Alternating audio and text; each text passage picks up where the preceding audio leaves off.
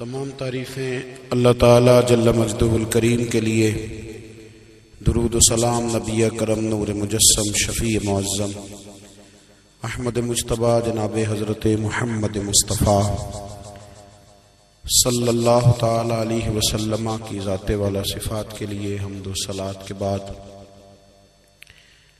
عزیز دوستو، بزرگوں اور بھائیوں، انسان کھائے پیے سوئے جاگے تو اس کے جسم کی ضروریات پوری ہوتی ہیں، لیکن جب وہ اللہ کا ذکر کرتا ہے، نماز پڑھتا ہے، دعا مانگتا ہے، استغفار پڑھتا ہے، درود و سلام کے گجرے پیش کرتا ہے، تو پھر اس کی روحانی ضروریات پوری ہوتی ہیں۔ آج جس زمانے میں ہم وقت گزار رہے ہیں، لوگوں کی جسمانی ضروریات پوری کرنے کے لیے، غذائی ضروریات پوری کرنے کے لیے بہت سارے بندوبست کیے جا رہے ہیں، لیکن جتنا لوگ اپنی ظاہری ضروریات میں خود کفیل ہوتے جا رہے ہیں، اتنا ہی زیادہ وہ روحانی طور پر کمزور ہوتے جا رہے ہیں۔ گھنٹوں بیٹھ کر گپ شپ کرنے والے لوگوں کے لیے تھوڑی دیر بھی ذکر الہی کرنا مشکل ہو جاتا ہے۔ لمبی چوڑی باتیں کرنے والے، لمبے چوڑے دلائل دینے والے لوگ اور سمجھدار لوگ اور سیانے لوگ عبادت کے معاملے میں سستی کرتے ہیں، عمل کے مسئلے میں کمزور ہو جاتے ہیں۔ تسبیحات کرنا، وظائف پڑھنا، درود و سلام پڑھنا، کم بولنا، سچی بات کرنا، صبر سے رہنا، شکر کو اپنانا، قناعت اختیار کرنا، حسد، بغض، عداوت سے بچنا، یہ لوگوں کے لیے مشکل ہو جاتا ہے۔ پھر اس کا نقصان یہ ہے کہ معاشرہ ایک عجیب سی بے سکونی اور بے قراری کا شکار ہے۔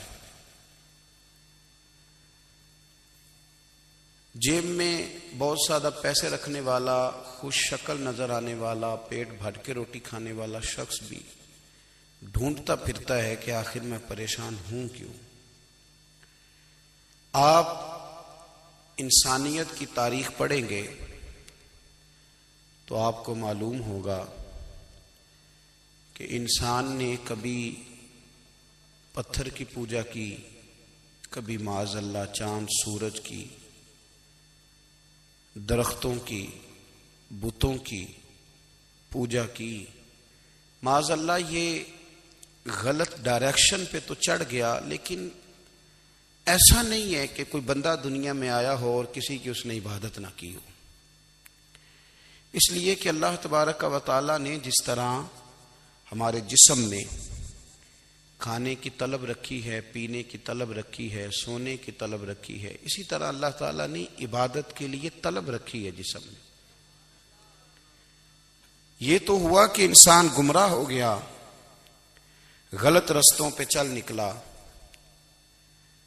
اس نے جھوٹے معبودوں کی طرف معاذ اللہ توجہ کر لی، لیکن وہ کسی نہ کسی کے سامنے جھکتا رہا، چونکہ اس کے وجود میں طلب تھی، شوق تھا اسے کہ وہ عبادت کرے۔ اللہ تبارک و تعالی جب مسلمان کو توفیق دے اور اللہ کی بارگاہ کی جانب وہ رجوع کرے، تو پھر اس کا رویہ یہ ہونا چاہیے کہ اس کی توجہ ہو اللہ کی جانب۔ ہمارے ہاں تسبیحات پڑھ لی جاتی ہیں اگر کبھی موقع ملے، لیکن وہ خاص انہماک، وہ خاص شوق، وہ خاص ذوق اللہ تبارک و تعالیٰ کی عبادت کا، ایک ہوتا ہے نماز پڑھنا، ایک ہوتا ہے اہتمام کے ساتھ نماز پڑھنا، یعنی ذرا وقت پہ اٹھنا، ذرا صحیح کر کے وضو کرنا، ذرا شوق سے مصلی بچھانا۔ ایک ہوتا ہے تسبیح پڑھ لینا، اور ایک ہوتا ہے ذرا تھوڑا سا نا شوق کے ساتھ اللہ کو یاد کرنا۔ آپ کبھی جو میں نے آیہ کریمہ پڑھی، اس کی آپ شان نزول دیکھیں۔ نبی کریم صلی اللہ تعالی علیہ وسلم کے نا کچھ صحابہ اللہ کی محبت کے شوق میں حضور کی بارگاہ میں حاضر ہوئے، اور انہوں نے آ کے عرض پتہ کیا کیا؟ عرض کرنے لگے یا رسول اللہ صلی اللہ تعالی علیہ وسلم سالوں بیت گئے ہیں سجدے کرتے ہوئے، حضور سالوں بیت گئے ہیں تسبیح پڑھتے ہوئے، سالوں بیت گئے کہتے ہوئے کہ سبحان اللہ وہ پاک ہے، ہمیں سالوں بیت گئے یہ کہتے ہوئے کہ اللہ اکبر وہی سب سے بڑا ہے، سالوں بیت گئے کہتے ہوئے کہ الحمدللہ ساری تعریفیں اللہ کے لیے، سالوں بیت گئے اس کی تسبیح کرتے، تحلیل کرتے، تکبیر کہتے۔ حضور اب نہ ہمارا اپنے رب سے ملنے کو جی چاہتا ہے، کبھی اے حقیقت منتظر نظر آ نہ لباس مجاز میں، لاکھوں سجدے تڑپ رہے ہیں میری جبین نیاز میں۔ اور اقبال کہنے لگے کہ تیرے عشق کی انتہا چاہتا ہوں، تو میری سادگی دیکھ کیا چاہتا ہوں، میرا ذرا سا تو دل ہے مگر شوق اتنا، میں وہی لن ترانی سنا چاہتا ہوں۔ میرا بھی دل کرتا ہے کہ اللہ میں تجھے کہوں میں تجھے دیکھنا چاہتا ہوں، جس طرح حضرت موسیٰ کلیم علیہ السلام نے کہا تھا، اور تو مجھے کہے کہ لن ترانی تو نہیں دیکھ سکتا، ذرا سا تو دل ہے مگر شوق اتنا، میں بھی وہی لن ترانی سنا چاہتا ہوں۔ پھر کہنے لگے بھری بزم میں راز کی بات کہہ دی، بڑا بے ادب ہوں سزا چاہتا ہوں۔ دیکھو سب لوگوں کے بیچ ہی میں نے یہ کہہ دیا۔ میرے عزیز صحابہ نا شوق میں، کتنے سارے لوگ ہیں آپ، کتنی ماشاءاللہ بڑی تعداد میں آپ آئے، ہم بھی کبھی اس شوق میں گئے ہیں کہ ہمارے رب کو دیکھنے کو دل چاہتا ہے، ہمارا جی چاہے وہ کبھی ہمیں ملے، ہم کبھی اس کی زیارت کریں، اس کی بارگاہ کرم میں ہم حاضر ہوں۔ صحابہ نے عرض کیا یا رسول اللہ صلی اللہ تعالی وسلم ہمارا رب کہاں ہے؟ ہمارا نا اپنے رب کو دیکھنے کو جی چاہتا ہے۔ جب صحابہ نے یہ عرض کیا تو اللہ نے قرآن مجید نازل کیا، فرمایا وَإِذَا سَأَلَكَ عِبَادِي أَنِّي فَإِنِّي قَرِيبٌ، محبوب جب میرے بندے آپ کی بارگاہ میں آ کے میرے بارے میں پوچھے نا تو ان سے کہہ دینا میں ان کے قریب ہی ہوں،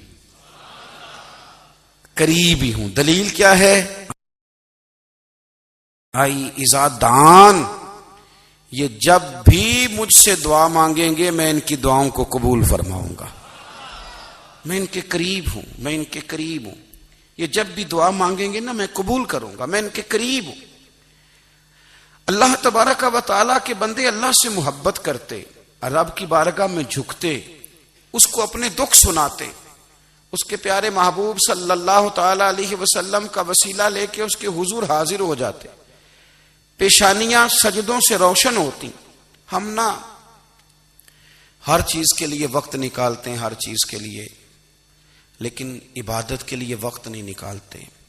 ہر شے آباد ہے، ہر شے، ہماری فیس بک بھی آباد ہے، واٹس ایپ بھی آباد ہے، ہمارے ٹویٹر بھی آباد ہیں، ہماری ہر چیز آباد ہے، سب سے کم آباد ہمارا مصلی رہ گیا ہے، سب سے کم۔ وہ لوگ اب ڈھونڈنے سے ملتے ہیں جن کی بغل میں مصلی ہوتا تھا۔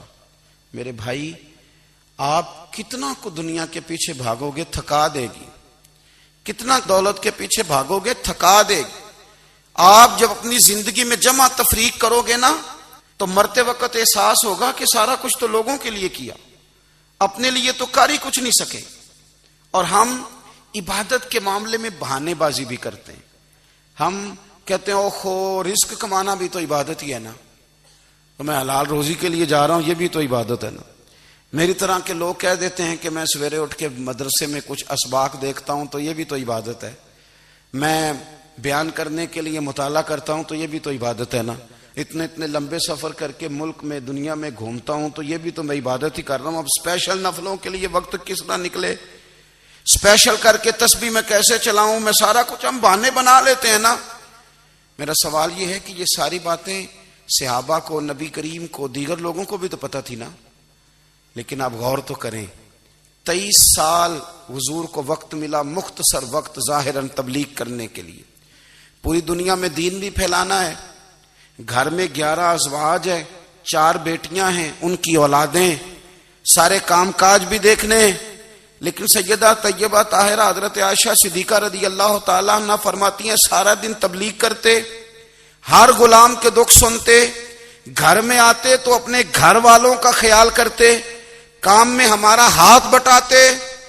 قربان جاؤں، کہتی ہیں زمانہ سارا سو جاتا لیکن آمنہ کے لال مصلی بچھا لیتے. دنیا سو گئی، ساری سب سو گئے، جو خدام تھے، وہ جو غلام تھے، وہ سو گئے. صحیح مسلم میں لفظ ملیں گے، سیدہ پاک فرماتی ہیں او میرے نبی کے غلاموں، میں نے یہ رنگ بھی دیکھا ہے کہ حضور نے اتنا کھڑے رہے، اتنا قیام کیا، اتنا قیام کیا کہ مقدس پیروں میں ورم آ گئے، سوج گئے پیر. اتنے بڑے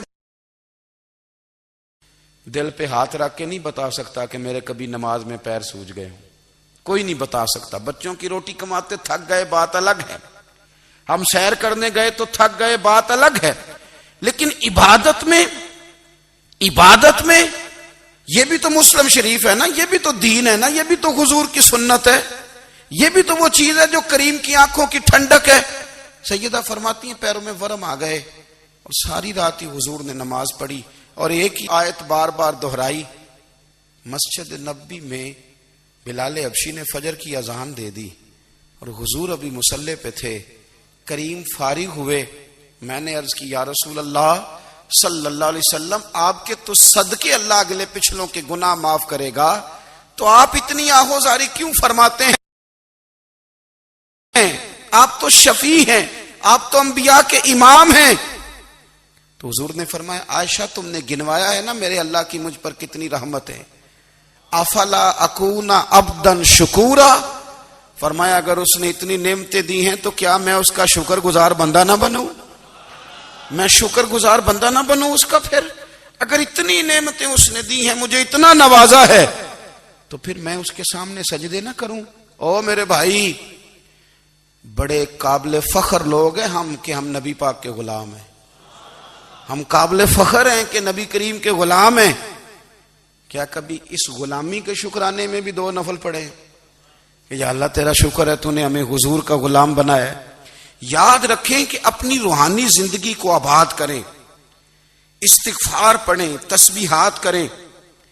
حضرت عبداللہ ابن عمر رضی اللہ تعالیٰ عنہ حضرت عمر کے صاحبزادے، مکہ مکرمہ میں ان کی قبر ہے. میں نے جب انہیں پڑھا تو مجھے ان سے بڑا پیار ہو گیا. لیکن آپ کو پتہ ہے وہاں جا کے کسی شخص کا مزار تلاش کرنا یا پوچھنا ایک مشکل کام ہوتا ہے.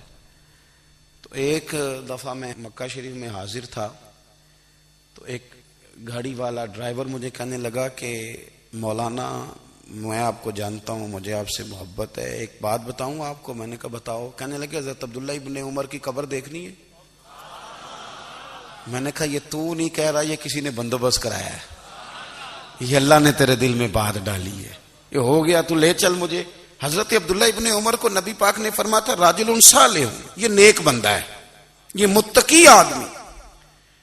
حضرت عبداللہ ابن عمر رضی اللہ تعالیٰ عنہ سیدنا فاروق اعظم رضی اللہ تعالیٰ عنہ کے صاحبزادے ہیں اور ان کی ہمشیرہ سیدہ حفصہ رضی اللہ تعالیٰ عنہ حضور کی زوجہ محترمہ. ایک دن اپنی ہمشیرہ سے کہنے لگے کہ نبی کریم صلی اللہ تعالیٰ علیہ وسلم گھر میں آئے نا، اور اگر حضور غم امت میں پریشان نہ ہوں، طبیعت کو حشاش بشاش دیکھو، تو ذرا پوچھنا تو صحیح حضور کا میرے بارے میں کیا خیال ہے، پوچھنا تو صحیح کہ کریم کی بارگاہ میں میرا کیا مقام ہے، میرے بارے میں حضور کیا فرماتے ہیں. اب بہن کو کام بتائے اور بتائے بھی بھائی، اور پھر بہن وہ کام نہ کرے، یہ تاریخ میں ہوتا نہیں. حضرت عمر فاروق رضی اللہ تعالیٰ عنہ کی صاحبزادی ام المومنین رضی اللہ تعالیٰ عنہ فرماتی ہیں کہ میں تو بس منتظر تھی. انہوں نے تو کہا تھا نا کہ اگر تم حشاش بشاش دیکھو تو بات کرنا، لیکن حضور تشریف لائے، میری باری تھی، میرے گھر تشریف لائے، کھانا پیش کیا تو فوراً میں نے عرض کی حضور ایک بات پوچھنی تھی. تو حضور نے فرمایا پوچھئے. میں نے عرض کی حضور میرے بھائی عبداللہ ابن عمر کے بارے میں آپ کا کیا خیال ہے؟ نوجوانوں میری بات پہ غور کرنا، میرے بھائی کے بارے میں آپ کا کیا خیال ہے؟ تو نبی کریم صلی اللہ تعالی علیہ وآلہ وسلم نے میری طرف دیکھا اور پھر حضور زیر لب تھوڑا مسکرائے. اور بریلی کے امام کہتے ہیں کہ حضور مسکرا دیتے تھے نا تو جو بڑا دکھی ہوتا تھا وہ بھی ہنس پڑتا تھا. اب سوال پیدا ہوتا تھا کہ پھر تو اس مسکراہٹ کے لیے انتظار کرنا پڑتا ہوگا کئی کئی مہینے کہ حضور مسکرائیں تو رونے والے ہنسیں، تو اعلیٰ حضرت فرماتے نہیں، انتظار نہیں کرنا پڑتا، یہ مسکراتے رہنا تو حضور کی عادت ہے۔ جس کی تسکین سے روتے ہوئے ہنس پڑے اس تبسم کی عادت پہ لاکھوں سلام۔ یعنی یہ تو عادت ہے حضور کی مسکراتے رہنا، اس کے لیے انتظار نہیں کرنا پڑتا۔ بھائیو آپ خیال رکھیں گے، غور کریں گے، حضرت عبداللہ ابن عمر رضی اللہ تعالیٰ عنہ کے بارے میں پوچھا تو سیدہ فرماتی ہیں کہ نبی کریم صلی اللہ تعالی علیہ وسلم نہ زیر لب مسکرائے اور فرمایا حفصہ تیرا بھائی ہے تو اچھا، لیکن میں نے سنا ہے کہ عشاء کی نماز پڑھتا ہے تو فجر تک سویا ہی رہتا ہے۔ او نوجوانوں، 10 بجے تک سونے کی بات نہیں ہوئی، 9 بجے تک سونے کی بات نہیں ہوئی، 11 بجے اٹھنے کی بات نہیں۔ حضور فرمانے لگے میں نے سنا ہے کہ عشاء کی نماز پڑھ کے سو جاتا ہے اور فجر تک سویا ہی رہتا ہے، اسے چاہیے کہ تہجد کے وقت اٹھا کرے، اللہ کی بارگاہ میں حاضر ہوا کرے، آہوزاری کرے، سجدے کرے، عبادت کرے، اٹھتا ہے اور فجر میں جا کے اٹھتا ہے۔ حضرت جناب حفصہ رضی اللہ تعالیٰ عنہ کہتی ہے میں نے جناب عبداللہ ابن عمر کو پیغام دیا اور میں نے کہا میرے جوان بھائی سن، نبی پاک نے فرمایا ہے تو اچھا پر تہجد میں نہیں اٹھتا، نفل نہیں پڑھتا۔ او میری ملت کے جوانوں، مزہ نہیں آ جاتا جب ساری دنیا سوئی ہو، ساری دنیا، اور بستر بھی گرم ہو اور نیند بھی پورا غلبہ کر رہی ہو، اور اچانک گھنٹی بجے دماغ میں، آنکھ کھلے، گھڑی پہ نظر پڑے، 3:30 4 بجے کا پیغام گھڑی بتائے، اور کوئی چڑھتی جوانی والا اٹھ کے وضو کرے، اور جب وہ مصلی کھول کے بچھائے تو مدینے والے محبوب کہتے ہیں کہ ہر نماز پہ رب ثواب دیتا ہے، اور جو اٹھ کے تہجد کی نماز پڑھے اسے دیکھ کے تو رب مسکراتا ہے، جو اس کی شان کے لائق ہے، جو اس کی شان کے لائق، وہ مسکراتا ہے، خوش ہوتا ہے کہ میرا بندہ تہجد میں اٹھ گیا، وہ مسکراتا ہے۔ کاش ہماری صبحیں کبھی اپنے مالک کے نام ہو جائیں، کاش کے صبح۔ حضرت ابو الحسن رحمت اللہ تعالی علیہ حضرت معاذ ابن جبل رضی اللہ تعالیٰ عنہ کے پاس بیٹھا کرتے تھے، فرماتے ہیں ان سے جو پیار بڑھا تو پھر میرا مصلی سے بھی بڑھ گیا۔ تابعی ہیں، فرماتے ہیں صحابی رسول سے محبت ہوئی تو ذکر سے بھی ہو گئی، پھر درود شریف سے بھی ہو گئی، محبت ان سے بڑھی تو پھر اللہ نے مسجد کا پیار بھی بڑھا دیا۔ آپ فرماتے ہیں کہ میری ہر وقت طبیعت چاہتی تھی کہ بس اللہ اللہ کروں، بس اللہ اللہ کروں، بس نہ میں ذرا تھوڑی جان چھڑاؤں لوگوں سے، کوئی 10 منٹ ملے تو میں کچھ 4 نفل پڑھ لوں، میں تھوڑا سا نہ بچوں لوگوں سے، اور مجھے تسبیح ملے تو میں نہ کچھ 400-500 دفعہ استغفار پڑھوں، سبحان اللہ، الحمدللہ، اللہ اکبر، لا حول ولا قوت الا باللہ، میں نہ تسبیحات پڑھوں۔ فرماتے ہیں کہ بچے تھے گھر میں 6-7، غربت تھی، کام ملتا کوئی نہیں تھا، اور میں کام چور نہیں تھا، کام ڈھونڈتا تھا، پر اللہ کی قدرت کے کام نہیں ملتا تھا۔ فرماتے ہیں کہ میں نے ایک دن اپنی اہلیہ سے کہا کہ آج میں پھر جاتا ہوں کام ڈھونڈنے، تو میری بیوی بڑی فرما بردار تھی، پر اس دن نہ غربت کے ہاتھوں تنگ آ کے کہنے لگی آج نانا کوئی تو چیز لے کے آیا، تو مجھ سے بچوں کی بھوک نہیں دیکھی جاتی، یہ سب روگاں دا روگ محمد جس دا نام غریبی، کنڈ بلا کے لنگ جاندے نہیں دوست یار قریبی، آج نہ کچھ لے کے آیا تو میں بچے لے کے میکے چلی جاؤں گی۔ شیخ فرماتے ہیں کہ میں بڑا پریشان گھر سے نکلا، پر میں نے صبح سے لے کے زور تک کام ڈھونڈا، کام ملا کوئی نہیں، تو میرے دل میں خیال آیا چلو کام نہیں ملتا تو اللہ اللہ تو کرے نا، چلو بندوں کی مزدوری نہیں ملتی تو رب کریم کی عبادت ہی کرتے ہیں۔ فرماتے ہیں کہ میں نے نا فرات کے پانی سے وضو کیا، نہر کے، شدید دھوپ تھی، ساتھ ریت تھی اور ریت تپ رہی تھی، میں نے اپنا رومال وہیں مصلی کے طور پر بچھا لیا، اور فرماتے ہیں کہ زور سے لے کر عصر تک نماز پڑھی، دھوپ بھی پورے زور پہ، پر میرے سجدے کا ذوق بھی پورے زور پہ۔ فرماتے ہیں سورج بھی چمک رہا ہے اور رب کی عبادت کا ذوق بھی پورے زور پہ، میں سجدہ کروں تو پھر میرا اٹھانے کو جی نہ چاہے، میرے استاد لکھا کرتے تھے، یہ ان کا شعر ہے، وہ کہا کرتے تھے مجھے سوز دے، مجھے ساز دے، اور مجھے نیم شب کا نیاز دے، دم سجدہ خود کو میں توڑ دوں، مجھے ایسا ذوق نماز دے۔ اور میں تیری بہار کا پھول ہوں، میں کھلا بھی ہوں تو تیرے لیے، مجھے میری شاخ سے توڑ لے، مجھے اپنی زلف کا ناز دے۔ بھائی فرماتے ہیں کہ عصر تک میں نے نفل پڑھے، دل ڈھلنے لگا، عصر کی نماز پڑھی اور میں وہاں سے چلا۔ اب میں جب نکلنے لگا تو دل میں خیال آیا کہ چھوٹی چھوٹی دیواریں ہیں گھر کی، بغیر کچھ لیے جاؤں گا تو بیوی دور سے دیکھے گی تو شور کرے گی کہ پھر خالی ہاتھ آ گیا ہے۔ کہتے میں نے اپنے اسی رومال میں جس پہ میں نے نماز پڑھی تھی نا، رومال میں کی آخی دے پنجابی صافہ، کہتے ہیں اسی میں نا میں نے کچھ ریت بھر لی کہ وہ دور سے دیکھے گی تو سمجھے گی کچھ لے کے آیا ہے، چلو جا کے اسے بتا دوں گا کہ آج پھر مزدوری نہیں ملی۔ کہتے ہیں وہ ریت لے کر جب میں گھر میں گیا تو پہلے بیوی دروازے پہ کھڑی ہوتی تھی، پوچھتی تھی خالی ہاتھ آ گئے ہو؟ آج میں نے دیکھا تو ہے ہی کوئی نہیں۔ فرماتے ہیں میں اندر داخل ہوا، سلام لیے، کونے میں میں نے وہ رومال رکھ دیا اور میں نے آواز دی کہ بھلی مانس کہاں ہو؟ تو وہ کہنے لگی آپ منہ ہاتھ دھو لیں، میں روٹی لے کے آئی۔ میں نے کہا روٹی کہاں سے آ گئی؟ یہاں تو کئی دنوں کے فاقے، تو کئی دنوں کی غربت ہے، یہاں تو اس گھر میں تو فقیری ہے۔ فرماتے ہیں کہ وہ روٹی لے کے آئی اور اس وقت کی جو موجودہ نعمتیں تھیں، سمجھ لیں سلاد، اچار، ہر چیز ساتھ لائی۔ میں نے کہا کہ بچے کہاں گئے؟ کہنے لگی وہ کھانا کھا کے کھیلنے گئے، آپ کھانا کھا لیں آ جاتے۔ کھانا اس نے چن دیا۔ میں نے حیرت انگیز لہجے میں ساری نعمتیں اپنے دسترخوان پہ دیکھ کر کے بیوی سے پوچھا یہ کہاں سے آیا کھانا؟ بچوں کو تو نے کہاں سے کھانا کھلایا؟ یہ سارا کچھ کیسا ہے؟ تو کہنے لگی پتہ نہیں آج آپ کس کریم کی مزدوری کرنے چلے گئے تھے، پتہ نہیں کس کریم کی، میرے گھر میں تو اتنی نعمتیں آئی ہیں کہ مجھ سے سنبھالی نہیں جا رہی، اتنا اناج ہے، اتنا گندم ہے، کس کریم کے دروازے آج چلے گئے تھے؟ یہ کہتے کہتے وہ اٹھی اور اٹھ کر کے کہنے لگی پہلے بڑا کچھ آیا تھا، اب کیا لے آئے ہو؟ اور جا کر کے نا اس نے وہ ریت والا رومال کھولا، کہنے لگے میں تو لے کے آیا تھا ریت، تو میرے رب نے اسے بھی سونے اور ہیرے بنا دیا تھا۔ جب آپ کی توجہ اللہ کی جانب، میرے نبی پاک صلی اللہ تعالی علیہ وسلم نے فرمایا ہر چیز اپنے رب سے مانگ، ہر چیز مانگ، ہر چیز مانگ۔ یا رسول اللہ کیا کچھ؟ میرے محبوب نے فرمایا تیرے گھر میں نمک بھی ختم ہو جائے تو وہ بھی اپنے رب سے مانگا کر، تو مانگنا وہ تجھے دے گا، تو اس کی بارگاہ میں کشکول طلب دراز تو کرنا۔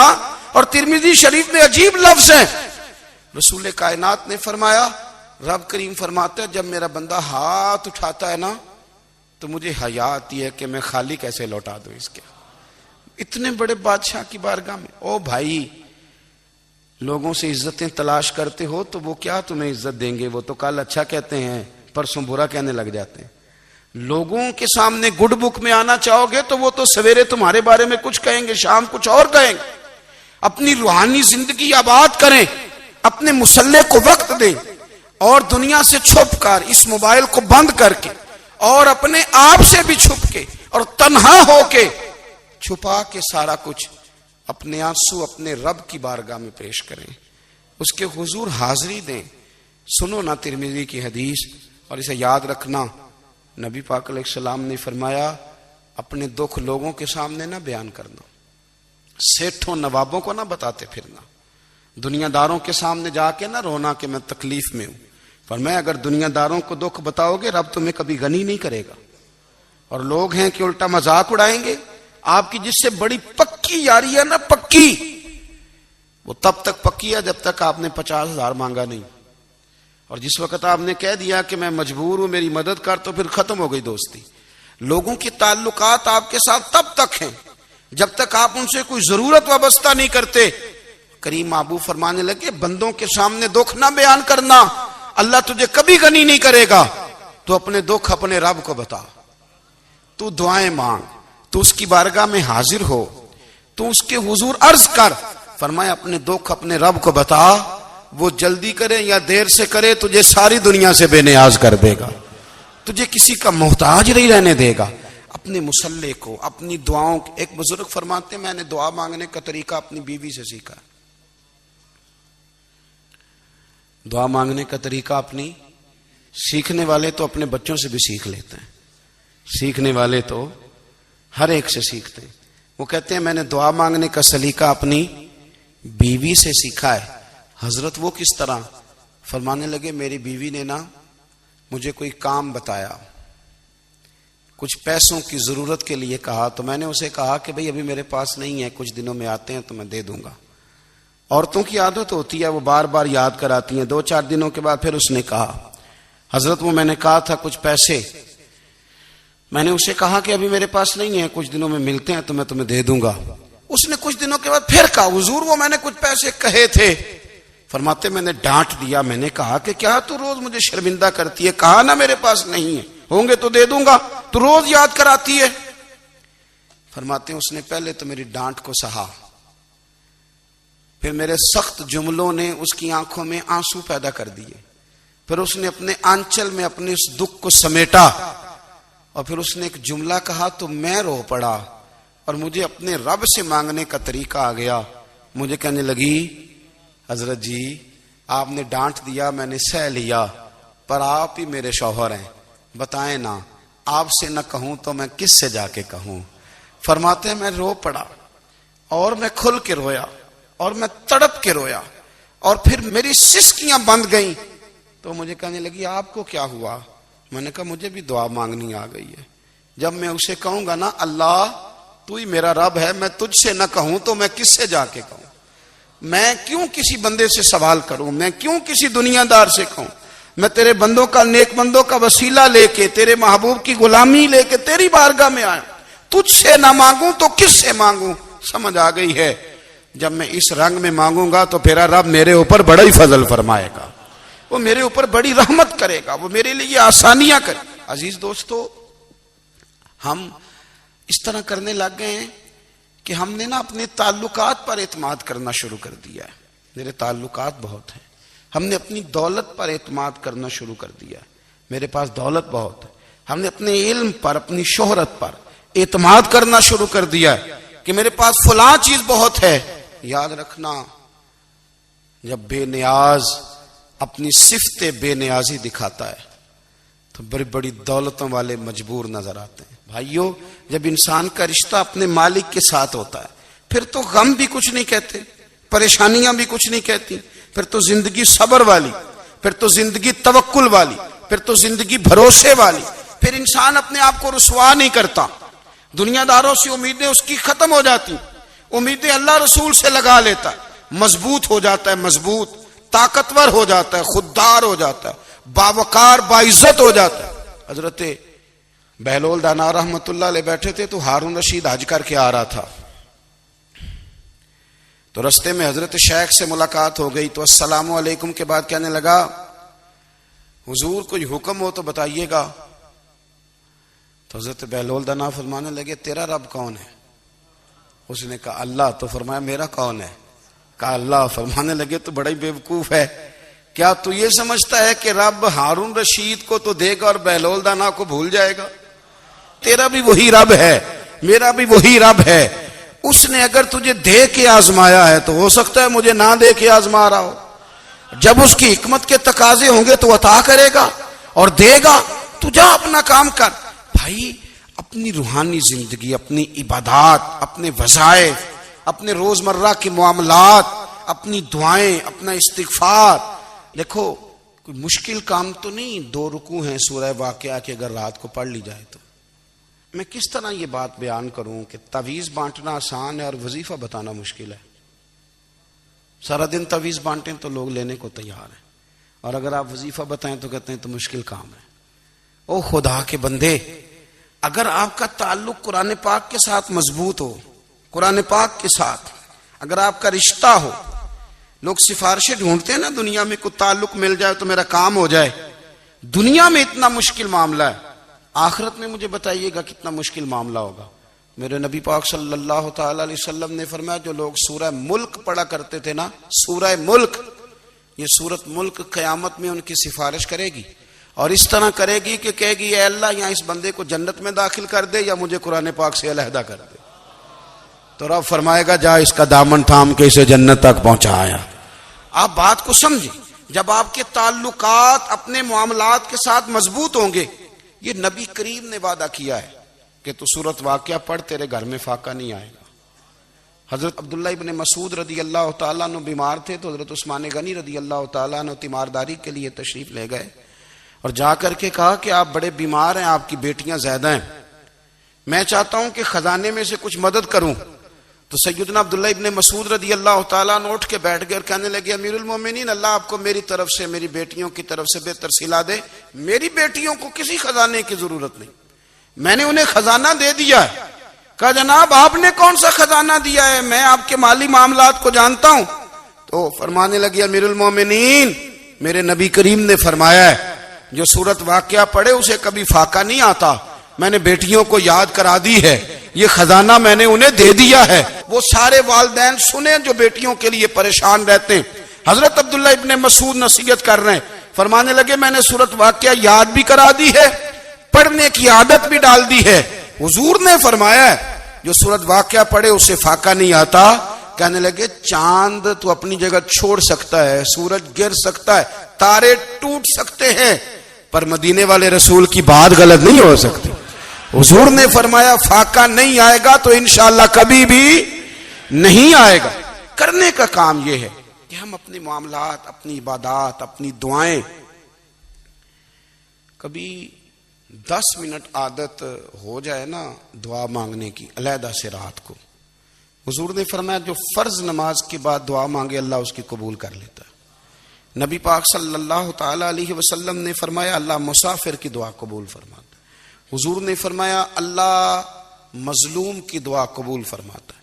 حضور نے فرمایا بیمار سے دعا کراؤ اللہ اس کی دعا قبول فرماتا ہے. میرے نبی پاک نے فرمایا ماں باپ جب بھی اولاد کے لیے ہاتھ اٹھائیں, ویسے تے بلے شاہ تو آسمانی اڈدیاں ہی پھڑ دیں, جڑا گھر بیٹھا انہوں بڑھے ہی نہیں. حضور فرمانے لگے ماں باپ جب بھی اولاد کے لیے دعا فرمائیں اللہ ان کی دعا کو قبول کرتا ہے. آپ اپنا تعلق بنائیں دعا کے ساتھ, عبادت کے ساتھ, مصلی کے ساتھ رشتہ بنائیں, استغفار پڑھیں. صلاح الدین ایوبی صلیبی جنگوں میں تھے, رات کو مسجد اقصی میں نماز پڑھی تو پریشان تھے.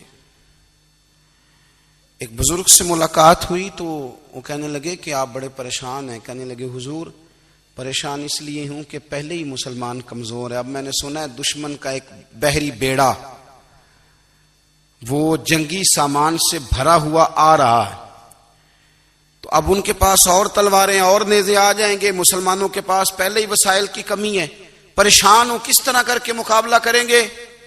یہ بات کہتے ہی صلاح الدین ایوبی نے بزرگوں سے کہا حضور آپ بھی دعا کرنا, دعا کی بڑی طاقت ہے. میرے نبی پاک نے فرمایا دعا مومن کا ہتھیار ہے, دعا مومن کا, دعا مومن کا.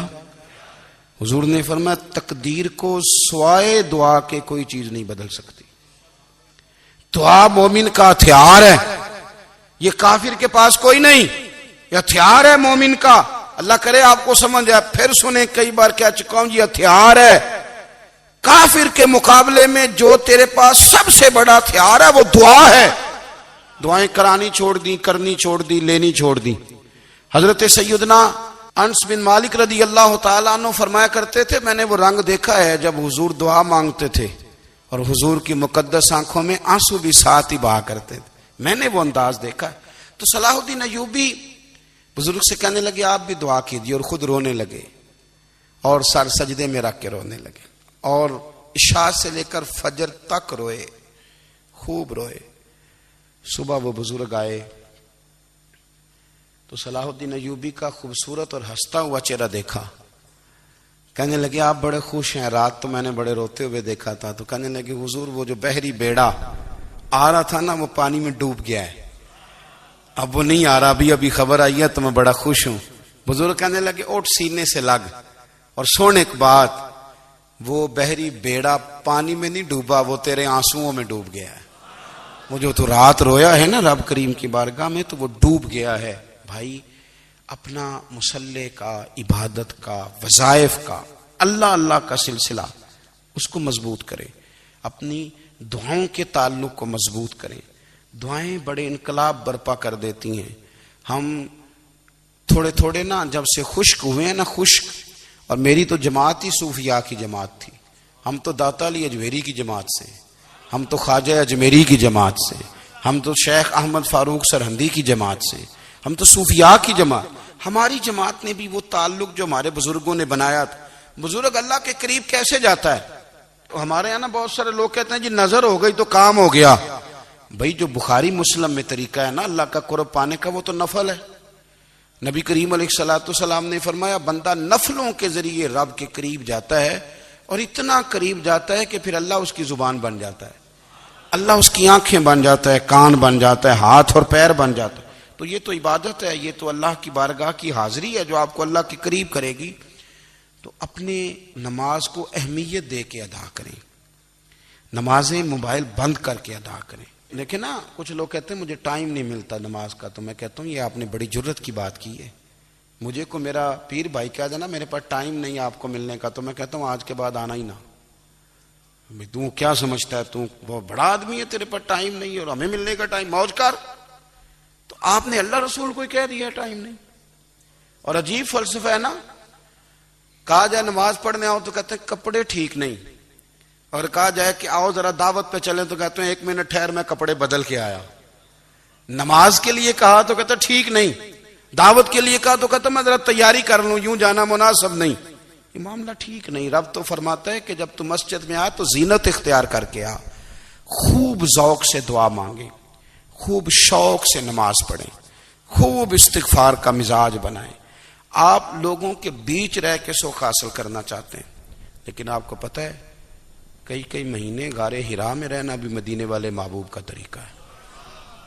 ہر سال اعتکاف بیٹھنا الگ سے، یہ بھی حضور کا طریقہ ہے۔ مسجد نبوی کے اندر دروازہ کھلتا تھا نبی کریم کا، پر گھر کے اندر نفل پڑے نبی پاک، اور حضور فرماتے ہیں کچھ نفل نماز گھر میں بھی پڑھا کرو، گھر کو قبرستان نہ بناؤ۔ ہمارا گھر اللہ کے ذکر سے آباد ہوگا۔ اگر ہم نماز پڑھیں گے نا، میں جب سنت پڑھنے کے لیے گھر میں کھڑا ہوتا ہوں تو میرا جو 2.5-3 سال کا بیٹا ہے نا، وہ بھی میرے ساتھ نماز پڑھنی شروع کر دے۔ اسے پتہ کوئی نہیں نماز کیا ہوتی ہے، لیکن وہ بھی نا سجدہ نہ بھی کرنا ہے تو ساتھ لیٹ ضرور جاتا ہے۔ پتہ چلا بچے لیکچر دینے سے نماز نہیں پڑھتے، نماز شروع کر دیں تو بچے بھی شروع کر دیتے ہیں۔ ہم جب پریشان ہوتے ہیں تو لیکچر دیتے ہیں، تو لیکچر تو باہر شاید چل جائے، گھر میں کیسے چلے گا؟ گھر میں تو عمل چلے گا۔